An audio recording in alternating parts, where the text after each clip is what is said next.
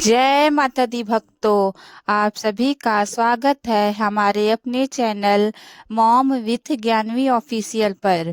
आशा है आप सभी लोग चैत्र नवरात्रि के उपलक्ष्य में देवी दुर्गा की पूजा आराधना और उपासना कर रहे होंगे। पूर्ण श्रद्धा, भक्ति भाव और नियम पालन करके इस चैत्र मास की नवरात्रि में विशेषकर अष्टमी और नवमी तिथि का विशेष महत्व होता है। इसी दिन कन्या पूजन किया जाता है।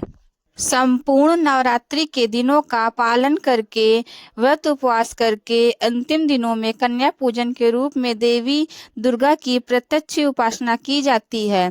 तो चलिए आज की इस वीडियो में जानते हैं कि इस बार चैत्र नवरात्रि में अष्टमी और नवमी तिथि कौन से दिन आ रही है।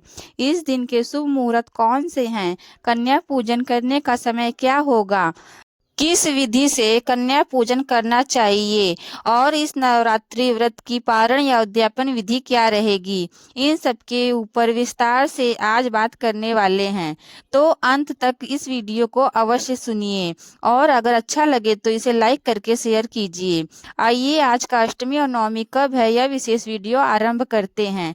जैसे कि आप सब जानते हैं, इस बार चैत्र नवरात्रि 2026 का आरंभ 19 मार्च गुरुवार से हुआ है और इसकी पूर्णाहुति 27 मार्च 2026 शुक्रवार के दिन होगी।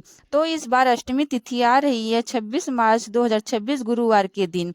इसी दिन हम अष्टमी तिथि का पालन करेंगे। वैसे अष्टमी तिथि का आरंभ हो रहा है 25 मार्च बुधवार को दोपहर में 1:50 से और अष्टमी तिथि पालन किया जाएगा 26 मार्च 2026 गुरुवार के दिन। वही नवमी तिथि वैसे तो आरंभ हो रही है 26 मार्च गुरुवार को प्रातः 11:48 से और समाप्त हो रही है 27 मार्च को शुक्रवार के दिन सुबह 10:06 पर। लेकिन सूर्योदय के समय में यह नवमी तिथि हमें सिर्फ 27 मार्च को ही प्राप्त हो रही है और इसीलिए इस बार महानवमी यानी कि नवमी तिथि का पालन किया जाएगा 27 मार्च 2026 दिन शुक्रवार को। और इस बार एक और विशेष और दुर्लभ संयोग भी बन रहा है। 26 मार्च गुरुवार को दुर्गा अष्टमी, संघी पूजा, अन्नपूर्णा अष्टमी और रामनवमी चारों एक ही दिन पड़ रही है और वह इसलिए हो रहा है कि क्योंकि 26 मार्च को सुबह अष्टमी तिथि व्यक्त है और इसी दिन दोपहर में नवमी तिथि आरंभ हो रही है। इसीलिए संधि पूजा का समय हमें प्राप्त हो रहा है सुबह 11:24 से लेकर 12:12 के बीच में। यह वह 48 मिनट की अवधि है जब अष्टमी तिथि समाप्त हो रही है और नवमी तिथि आरंभ हो रही है। इसी संधि काल में माँ चामुंडा ने चंड और मुंड नामक दैत्यों का वध किया था और इसीलिए इस समय में उनकी विशेष पूजा की जाती है।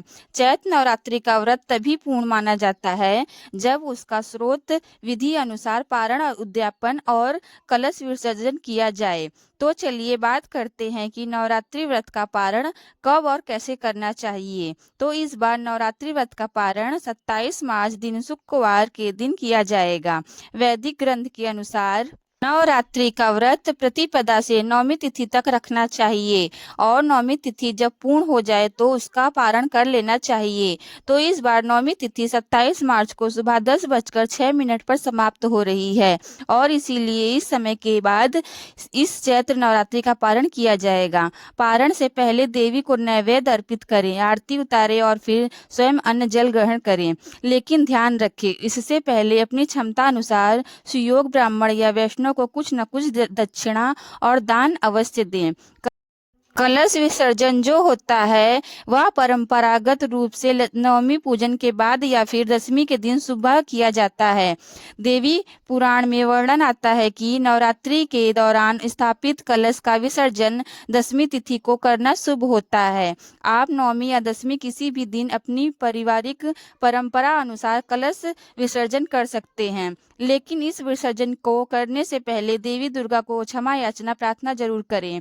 कलश के अंदर में जो जल रखा हुआ है उसे घर में चारों दिशाओं में और परिवार के सदस्यों के ऊपर छिड़काव करें और उसके बाद जल जो बचा जाता है उसका तुलसी या पीपल के वृक्ष में अर्पित कर सकते हैं। आइए अब अष्टमी और नवमी से जुड़े हुए कुछ सवालों के उत्तर देते हैं। आप में से किसी भक्त ने हमें पूछा था कि क्या अष्टमी और नवमी दोनों दिन पूजा की जा सकती है। भक्तगण की क्या अष्टमी और नवमी की रात में जागरण करना जरूरी है? तो नवरात्रि में जागरण की परंपरा अत्यधिक प्रचलित होती है, लेकिन चैत्र नवरात्रि में भी अगर आप जागरण करना चाहते हैं तो कर सकते हैं। यह अत्यंत आवश्यक नहीं है। जागरण में देवी की भक्ति, भजन, कीर्तन, अनेक मंत्र जाप और दुर्गा सप्तशती का पाठ किया जा सकता है। यह अनिवार्य नहीं है, लेकिन शुभ अवश्य माना जाता है। तो यह थी चैत्र नवरात्रि 2026 की अष्टमी और नवमी तिथि से जुड़ी सारी जानकारियां। हमें आशा है कि आपको अपने प्रश्नों के उत्तर मिल गए होंगे। हमारी टीम निरंतर श्रद्धा से और मेहनत से सभी शास्त्रों से रिसर्च करके यह जानकारी आप तक पहुंचाती है। अगर आपको हमारा अभ्यास सार्थक लग रहा है तो, और अगर आप पहली बार हमारे इस चैनल पर आए हैं तो इस चैनल को सब्सक्राइब किए बिना मत जाइएगा। अगर इस नवरात्रि से जुड़े हुए आपके कोई और प्रश्न है तो नीचे कमेंट बॉक्स में हमें पूछ सकते हैं। उसके ऊपर भी हम आपके उत्तर देने का प्रयास करेंगे। आपके सब्सक्राइब करने से हमें प्रेरणा मिलती है। आपके लाइक करने से हमें यह पता चलता है कि आपको हमारी वीडियोस कितने पसंद आ रहे हैं। तो भक्तों, फिर मिलते हैं ऐसी एक और धार्मिक वीडियो के साथ। तब तक के लिए आप सबका बहुत बहुत धन्यवाद और आपका दिन मंगलमय हो। माता रानी की कृपा आप सब पर बनी रहे।